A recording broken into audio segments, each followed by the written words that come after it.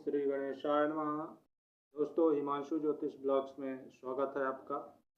आज हम ज्योतिष में धन से संबंधित समस्याओं का बारे में जानेंगे कि ज्योतिष और कुंडली में धन भाव और धन की स्थिति हम कहां से जान सकते हैं, क्योंकि दूसरा भाव कुंडली का धनेश होता है और 11वां यानी 11th हाउस लाभेश होता है। कुंडली में 11वें भाव से आय का विचार किया जाता है और दूसरे भाव से धन की स्थिति के बारे में जानते हैं। तो दूसरे भाव के स्वामी ग्रह और 11वें भाव के स्वामी ग्रह अगर अच्छे हैं तो आपके पास काफ़ी धन संपन्नता होगी और कभी भी आपको धन से संबंधित समस्याएं नहीं होगी।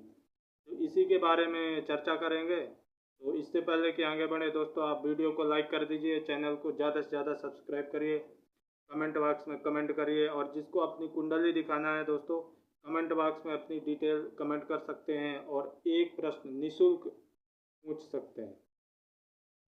दोस्तों, जिसका भी कुंडली में ज्योतिष के अनुसार कुंडली में दूसरे भाव का स्वामी ग्रह और 11th हाउस का स्वामी ग्रह यानी 11वें भाव का स्वामी ग्रह जो होता है, अगर इनकी युति बन जाएगी केंद्र में इनकी युति बन रही है तो ऐसा व्यक्ति महाधनी कहलाएगा। इसके पास धन से संबंधित समस्याएं नहीं हो सकती। दूसरा, अगर 11th भाव का स्वामी ग्रह अथवा दूसरे भाव का स्वामी ग्रह उच्च का हो जाए और केंद्र में स्थित हो, उच्च का होकर भी केंद्र में स्थित होना चाहिए, तभी आदमी के पास कभी भी धन से संबंधित समस्याएं नहीं होगी। लेकिन वहीं पर अगर दूसरे भाव का स्वामी ग्रह या 11वें भाव का स्वामी ग्रह नीच का हो जाता है, 6, 8, 12 भाव में बैठ जाता है, तो ऐसा व्यक्ति धन से संबंधित समस्याओं को लेकर जीवन भर जूझता रहता है। तो ऐसा नहीं है कि जिसके पास ऐसी युति है तो वो धन संपन्न है। जिसके पास समस्याएं हैं, नीच का हो गया है, दूसरे भाव का स्वामी ग्रह नीच का है अथवा अस्त है अथवा 6, 8, 12 में चला गया है, तो भी कुछ ऐसे उपाय हैं कि अगर आप इनको करते हैं तो निश्चित रूप से आपका काम कोई धन के बिना नहीं रुकेगा। आपके पास इतना पैसे जरूर रहेंगे कि आपका काम हो जाएगा। तो उसके लिए आपको सबसे पहले आपकी कुंडली खोलना है। कुंडली में आपको देखना है कि दूसरे भाव का स्वामी ग्रह कौन सा बन रहा है। अब दूसरे भाव में जो भी राशि आ रही है, 12 राशियां आती हैं, तो 12 राशियों में 7 ग्रह ही होंगे, जैसे सूर्य है, चंद्र है, मंगल है, बुध, गुरु, शुक्र, शनि।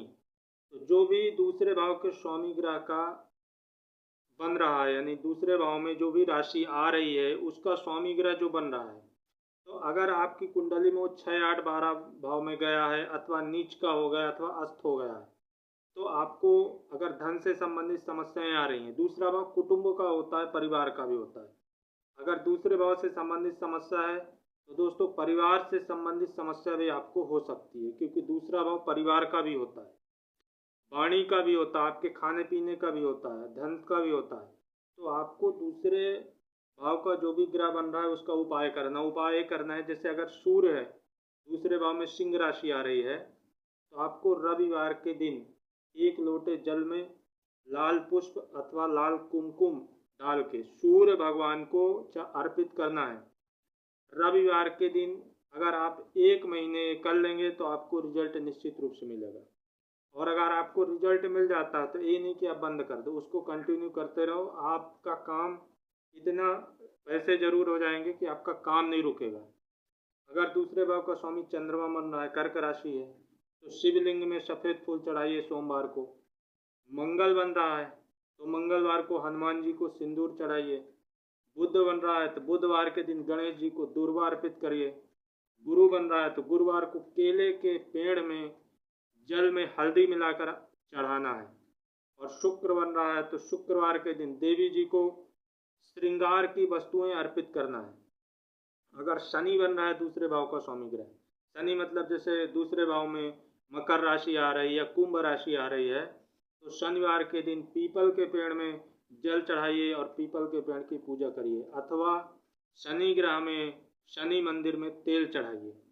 तो अगर दोस्तों ये आप करते हैं तो आपकी निश्चित रूप से धन से संबंधित समस्याएं दूर हो जाएंगी।